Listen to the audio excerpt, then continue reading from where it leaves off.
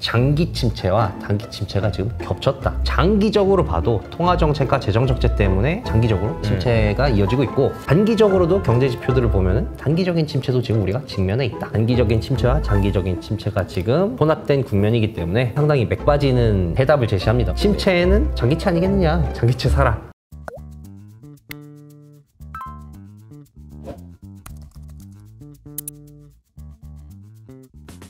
오늘 하워드 막스 그리고 켄 피셔 이야기를 듣고 있는데, 마지막으로 한 분은 누구예요?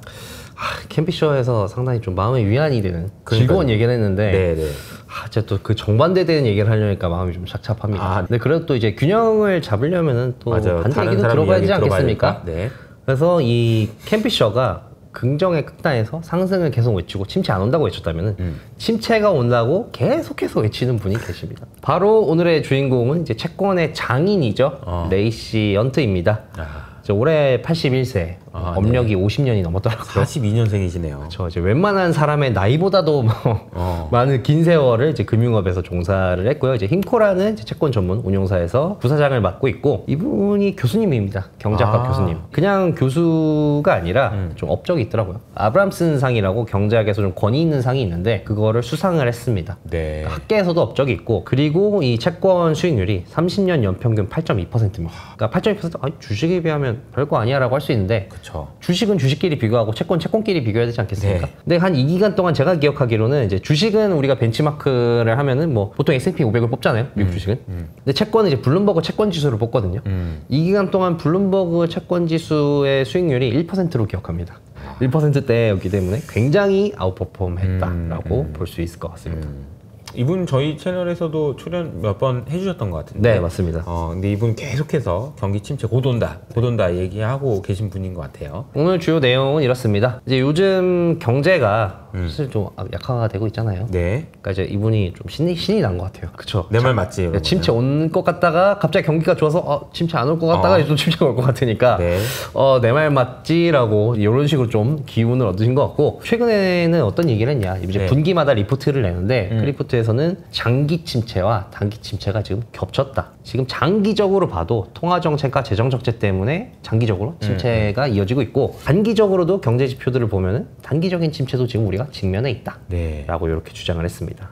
이게 지금 복합 위기다 뭐 이런 네. 얘기랑 비슷한 것 같은데 무슨 내용인지 좀 봐야 되겠네요. 그러면 이분이 왜 침체를 주장을 하는지 그 논거부터 봐야 되지 않겠습니까? 전에도 말씀을 드렸습니다만, 이제 이분이 침체 주장한 이유는 미국에 지금 돈이 없다. 아하. 이 그래프는 이제 순국민 저축 그래프인데요. 순국민 저축이 지금 적자입니다. 순국민 저축이 적자면은 왜 침체가 오냐? 이 순국민 저축이라는 거는 이제 국민 소득에서 이제 개인 소비, 정부 지출, 해외 송금을 빼는 건데, 한마디로 국가 차원에서 보자면은 국가가 벌 돈 벌고 쓸 돈 다 쓰고 남은 돈이라고 보면 되는데요. 근데 왜 저축이 줄어들면 경제 성장이 안 하는 건데에 대해서는 이제 우리가 GDP에 대해서 삼면 등가 원칙이라고 있습니다. 그러니까 경제를 소비나 생산이나 분배나 어느 기준으로 봤을 때도 값이 다 똑같다는 거죠. 그러면 이제 경제를 이제 소비 측면에서 봤을 때 식과 이제 분배 측면에서 봤을 때 식이 있거든요. 왼쪽과 오른쪽에 나오는 요 식인데, 투자가 이제 S입니다. 그리고 저축이 I인데, 저축은 투자 플러스 NX가 순수출이거든요. 순수출의 합이다라고 결론이 나오는데, 근데 미국은 무역의 비중이 크지 않지 않습니까? 네. 경제에서. 그리고 또 이제 경제학에서는 폐쇄 경제를 가정을 하기 때문에 결국은 이제 저축 이꼴 투자다라고 보는데, 그럼 이제 저축이 줄어들면 투자가 줄어든다는 거, 투자가 줄어들면 경제가 성장을 하지 않겠죠. 유명한 경제학자 케인즈의 절약의 역설이라는 게 있거든요. 사람들이 경기가 안 좋아서 소비를 안 해가지고 그것 때문에 돈이 안 돌아서 침체가 온다, 그게 안 좋다는 건데, 지금은 이제 절약의 역설이 통하지 않는 시기라는 거죠. 소비를 안 해서 경기가 안 좋은 게 아니라, 이거 봤듯이 순국민 저축이 줄어들지 않았습니까? 순국민 저축이 줄어들어서 지금 경제가 안 좋은 거다. 근데 순국민 저축이 왜 줄어들었냐? 제가 위에 이제 정부 지출을 빨간색으로 칠해두지 않겠습니까? 정부 지출이 한마디로 이제 이 정부가 쓰는 돈인데, 지금 미국이 재정적 엄청 심하잖아요. 계속 그냥 부채 찍어내고 있잖아요. 쓰는 돈 펑펑 쓰고 있고. 그러니까 이 정부 지출 때문에 지금 저축이 줄어들어서 경제 성장을 안 하고 있다. 라고 레이시 연트는 얘기를 하고 있습니다. 이제 복잡한 시기긴 한데 어쨌든 절약의 역설을 반영해가지고 경기 침체가 온다라는 얘기를 하신 겁니다. 그러면 이거 연장선상에서 왜 이 침체가 올 거라고 하느냐? 레이시 연트 같은 경우는 뭐 이 밀턴 프리드만의 유명한 명언이 있지 않습니까? 인플레이션은 화폐적 현상이다. 네. 레이시 연트는 여기다 또 한 줄 더 붙이더라고요. 침체 역시도 화폐적 현상이다. 그러니까 1930년대부터 2020년까지 이 10번의 침체가 있었는데, 그 침체를 쭉 한번 돌이켜 보면은 다 공통점이 있는데 10번의 침체 중에 9번은 항상 중앙은행이 긴축을 하면서 통화량이 줄어드는 게 선행되거나 동행이 됐다. 근데 지금 보면은 연준이 긴축을 하면서 통화량이 엄청 줄어들지 않았습니까? 그러니까 당연히 침체가 온다는 거죠. 연준이 통화량을 늘려서 인플레이션을 왔듯이 통화량을 줄여서 침체가 오는 것이다. 지난번에 에릭이 설명해 주셨던 내용이기도 한데 여기 보면은 YY 기준으로 M2 그러니까 통화량이죠. 대표적인 통화량이 감소하기 시작했다라는 것을 이제 주목하셨는데 소개해 주셨던 분 중에 이게 성장률이 중요한 게 아니고 규모 자체가 너무 커서 이게 성장률이 줄었다는 게 중요한 게 아니다라는 얘기를 해주셨던 것 같기도 해요. 어쨌든 화폐적인 현상이다라는 측면에서 이야기를 해주신 것 같습니다. 그때 이제 건들락이 절대 액이 중요하다. 액수가 맞아요, 중요하다. 맞아요. 내가 생각해 보니까 그런 것 같다. 그렇죠. 건들락이었던 것 맞습니다. 초과 저축이 너무 많아서 맞아. 뭐 이거 뭐 YY를 좀 줄어도 영향이 없는 거야라고 했는데 여기에 대해서 레이션트가 또 이런 얘기를 가져오더라고요. 안정 상태에서 증가율이라는 걸 가져옵니다. 그러니까 증가를 봤을 때 M2의 그러니까 통화량의 장기적인 평균 성장률이 있는데 그게 3.1%다. 그러니까 이거를 토대로 이 M2의 장기적인 평균 증가율과 그리고 현재 그 증가율을 한번 비교를 해보니까 과거 사례를 쭉 봐서 이 M2 증가율이 장기적인 평균 증가율, 그러니까 안정 상태 증가율과 같다면은 인플레가 없이 그냥 추세적으로 쭉 성장을 해나가고 문제 없이. 그렇죠. 근데 M2가 평균 증가율보다 더 높으면은 인플레가 발생하면서 이 추세를 상회한 성장을 하기 시작하고 더 빨리. 만약에 그 반대면은 이 안정상태 증가율보다 M2 증가율이 낮으면은 침체가 오더라. 근데 지금 이 안정상태 증가율은 아까 봤듯이 3.1%인데 지금 네거티브로 떨어지지 않았습니까? 그렇기 때문에 이제 침체가 올 수밖에 없다라고 이렇게 주장을 하고 있습니다. 그러면서 이제 더 큰 문제는 단순히 통화 증가율이 줄었다는 게 아니라 장기적인 추세를 이탈했다는 거죠. 이제 밑에 그래프는 ODL이라고 한마디로 은행 예치금이라고 보시면 됩니다. 레이션트는 우리가 통화량을 볼 때 보통 M2를 많이 보잖아요. 근데 이 레이션트는 아니야, 은행 예치금이 훨씬 더 정확해 라고 하면서 은행 예치금을 주로 보는데 근데 지금 그 은행 예치금이 코로나 이후로 6.6%까지 올랐습니다. 거의 뭐 60년대 이후로 가장 크게 이 증가율이 올랐다가 갑자기 그 네거티브 영역으로 말도 안 되게 떨어졌거든요. 근데 이게 추세를 깼다는 거죠. 장기적인 추세를. 그러니까 단순히 하락한 게 아니라 장기적인 추세를 깨면서 이탈했기 때문에 이게 굉장히 큰 문제가 되는 것이다 라고 얘기를 하고 있습니다. 그래서 이런 식으로 이제 통화 증가율이 장기적인 추세를 깨고 하락을 했기 때문에 장기적으로 경제에 안 좋은 영향을 미치고 있다는 게 레이시언트의 주장이고 그러면은 부채 문제는 뭐냐? 부채를 늘리는 게 경제 성장에 안 좋다. 그러니까 이 그래프는 이제 이 GDP 대비 부채 비율로 국가들을 다 나눈 겁니다. GDP 대비 부채 비율이 60% 이하인 국가, 이상인 국가를 나눠서 이 국가들이 정부 지출을 한 단위 늘렸을 때 경제 성장에 얼마나 긍정적인 혹은 부정적인 영향을 끼치느냐를 봤는데 이 GDP 대비 부채 비율이 60% 이하인 국가들은 뭐 개도국이든 고소득 국가든 정부 지출을 늘리면은 이 밑에 X축이 시간 단위거든요. 근데 이게 분기입니다. 개도국이라고 하더라도 2분기 이후에는 정부 지출을 늘리면 경제에 긍정적인 영향을 끼치고 있는데 양수로 가니까. 근데 이 GDP 대비 부채 비율이 60% 이상인 국가들은 지금 음수지 않습니까? 4분기가 지나면은 이 Y축 기준으로 음수로 떨어집니다. 네거티브 영역으로 떨어지는데 이 말인즉슨 이 GDP 대비 부채 비율이 60% 이상인 국가들이 정부 지출 늘리면은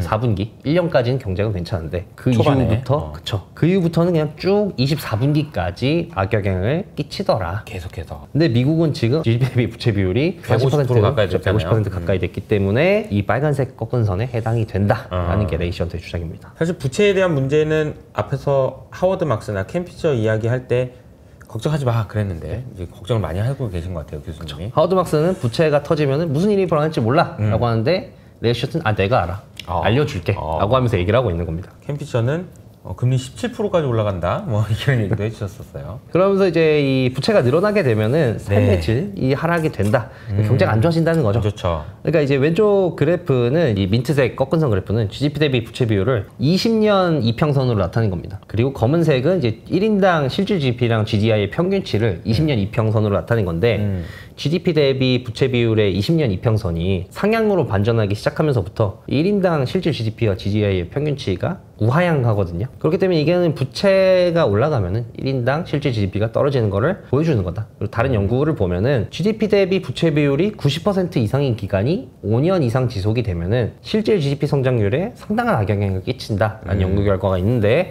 그럼 그거를 기준으로 볼 때 미국을 보면 어떠냐? 미국은 GDP 대비 부채 비율이 90%를 넘은 지 지금 11년째가 돼간다.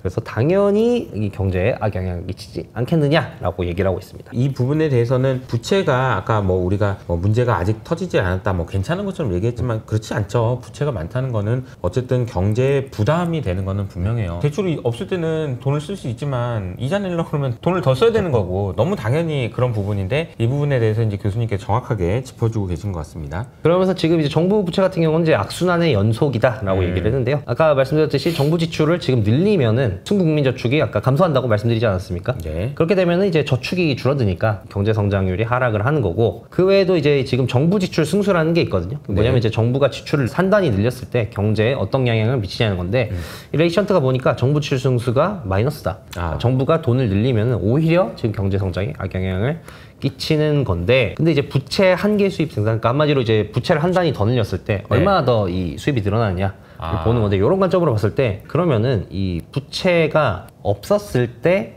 빚을 냈을 때랑 부채가 많았을 때 빚을 냈을 때랑 빚을 더 그 냈을 악영향의 때랑. 효과가 똑같을까를 보니까 오히려 부채가 많으면 많을수록 부채를 한 단위 늘릴 때마다 악영향이 더 커지더라. 레이션트가 말하는 건 이겁니다. 지금 미국은 부채 비율이 높아서 조금이라도 부채를 눌리면은 악영향이 훨씬 더 큰데 예전보다. 근데 지금 보면은 계속해서 부채는 늘려가는 모양새고 그렇기 때문에 장기적으로 안 좋을 수밖에 없다라는 게 레이션트의 주장입니다. 한계 수입 생산이라는 이제 표현은 이제 과거에 우리가 생각해 보면 한계 효용 이렇게 얘기해서 빵을 하나 먹을 때는 너무 맛있지만 점점 많이 먹을수록 그 느끼는 만족감이 줄어든다라는 이제 그 얘기잖아요. 근데 이제 부채가 주는 영향은 오히려 점점 체증난다라는 얘기에서 이미 부채가 많은데 조금만 더 늘어나도 영향이 더 커진다. 더 안 좋다. 이런 얘기네요. 그래서 이런 요인들 때문에 장기적으로 침체가 온다. 그래서 아까 봤듯이 결국에 이제 통화와 정부 지출, 그러니까 재정 적자의 문제니까 결국에는 미국 정부와 연준에 달려있지 않겠습니까? 근데 레이션트는 둘 다 안 좋게 보더라고. 연준이 곱상한 말로 표현하긴 했습니다만 이번 인플레이션 국면에서 배운 게 없을 것 같다. 그러니까 또 침체가 오면은 또 그 코로나 때처럼 이 금리 내리고 돈 풀고 할 거기 때문에 여전히 통화 정책이 좋아질 리는 없고 그리고 재정 정책 역시도 뭐 트럼프라든지 다른 어떤 후보라든지 뭐 이런 걸 다 막론하고 그냥 그 워싱턴 내에서 재정 적자에 대해서 걱정하는 사람이 없기 때문에 이거 역시도 개선이 안 될 것 같다. 그래서 장기적으로 안 좋을 수밖에 없고 그럼 이제 단기적으로는 왜 이 침체가 임박했다고 얘기를 하느냐 여기에 대해서 우선 이제 임금 얘기를 했습니다. QCEW라고 이제 미국 노동통계청에서 분기마다 일자리별 임금 관련한 데이터들을 이제 산출을 해내거든요. 그걸 보니까 최근 발표된 걸 보니까 이제 임금이 하락한 일자리가 한 1,100만 개 정도 된대요. 임금이 줄어든 일자리. 저 임금이 줄어든 일자리가 이게 노동시장이 약화되고 있다는 거고 그리고 노동의 이제 가계조사를 보니까 우리가 이제 일자리 조사를 할 때 기업 조사를 하고 가계 조사를 하지 않습니까? 기업 조사는 이제 기업에 가서 월급 몇 명 주냐라는 거고 가계 조사는 집에 가서 당신네 집에 몇 명이 취업했어요 라고 물어보는 건데 기업 조사 예를 들어서 투잡을 뛰고 있으면은 A 기업에서도 돈 받고 B 기업에서도 돈 받으면 한 명이지만 두 명이 일한 것처럼 두 명이 일한 것처럼 나오는데 가계조사는 그렇게 안 하잖아요. 근데 그렇기 때문에 이제 가계조사가 왜곡이 없는데 가계조사를 보니까 성장세가 끝났다. 증가세가 끝났다. 일자리가 더 이상 증가하지 않고 어떻게 보면은 또 하락한다고 볼 수 있다. 그렇기 때문에 노동시장이 약화되는 건 전형적인 침체의 사인이다 라고 얘기했습니다. 그리고 이제 이 최근 AI가 열풍인데 경제가 성장할 거야. 맞아요. AI 때문에 침체가 안 올 수 있어. 경제가 너무 좋아서 라는 얘기에 대해서는 실제로 이거 지표 까보니까 AI 영향 경제 별로 없는데 아직까지는 그래요? 라고 얘기를 하더라고요. 이게 뭐냐면 이제 자본재 신규 주문을 나타낸 거거든요. 그러니까 자본재라는 거는 우리가 생산에 쓰이는 뭐 공장, 기계, 설비라든지 원재료라든지 이런 걸 얘기하는 건데 그러니까 레이션트의 말은 이렇습니다. 그러니까 AI 열풍 때문에 뭐 데이터 센터도 필요하고 뭐도 하고 이러면은 자본재 주문이 수요가 늘어야 되는데 지금 오히려 하락을 하고 있네? 이거 뭐 AI 열풍에 효과가 있는 거 맞아? 라고 이렇게 반문을 또 했습니다. 근데 이 데이터를 가지고 하는 게 맞나? 저는 좀 약간 의문이 들긴 하지만 어쨌든 교수님 하신 말씀이니까 계속 이어가 볼까요? 그 외에도 뭐 여러 가지 지금 침체를 가리키는 지표들이 있다는 건데 뭐 NBER이라고 뭐 한마디로 침체를 선언하는 기관이죠. 뭐 경제 심판 같은 기관인데 여기가 이제 뭐 흔히들 GDP가 2분기 연속으로 역성장을 하면 침체를 선언한다고 하지만 실제로 까보면은 체크리스트 기준이 한 6개 있고 이거 봤을 때 다 안 좋네 싶으면은 그때서야 이제 침체를 선언을 하거든요. 근데 그 기준을 보니까 6개 중 3개가 수축 국면이라는 거죠. 이미 들어가 있다. 고용 이제 아까 말씀드린 가계조사를 바탕으로 한 고용, 그다음에 실제 제조업 생산, 산업 생산이 모두 수축 국면으로 들어갔다고 합니다. 그리고 이제 이 경기를 잘 나타내는 것 중에 하나가 바로 주택 시장 아니겠습니까? 주택 수요가 지속적으로 계속해서 하락하고 있고 또 이제 평균 노동 시간이 이제 6월에 발표된 평균 노동 시간을 보니까 닷컴 버블이 있었던 2001년, 금융위기가 있었던 2009년 이후로 최저치를 기록을 했다. 그래서 이런 것들을 종합했을 때 이 침체가 임박했다는 거죠. 그래서 단기적인 침체와 장기적인 침체가 지금 혼합된 관련된 국면이기 때문에 이 결과는 상당히 맥 빠지는 이 결과, 그러니까 해답을 제시합니다만 그럼 네네. 어떻게 해야 되냐? 그거 어떻게 해야 돼요? 침체는 장기체 아니겠느냐? 장기체 사라 라는 결론으로 마무리를 지었습니다. 아, 장기체를 사라 이렇게 결론으로. 약간 좀 세 번째 시간에는 레이션트라는 이제 교수님의 강의를 들은 듯한 느낌이 들었습니다. 그래서 오늘 전반적으로 얘기를 하고 나서 보니까 저도 이제 뭐 시장이 흔들리고 그러니까 좀 불안했거든요.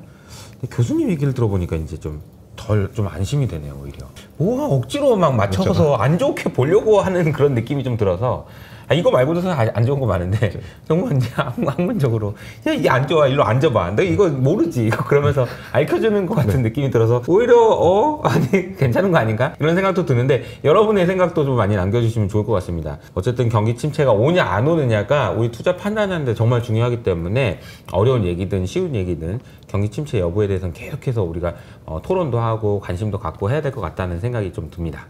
자, 오늘 한 달 만에 에릭이 나와서 구루들이 이야기를 해준 내용들을 쭉 정리를 했는데요. 어느 때보다도 유익한 시간이 아니었나 싶습니다. 그러면 저희는 한 달 후에 또 뵙도록 하고요. 저희 여기서 인사드리도록 하겠습니다. 감사합니다. 감사합니다.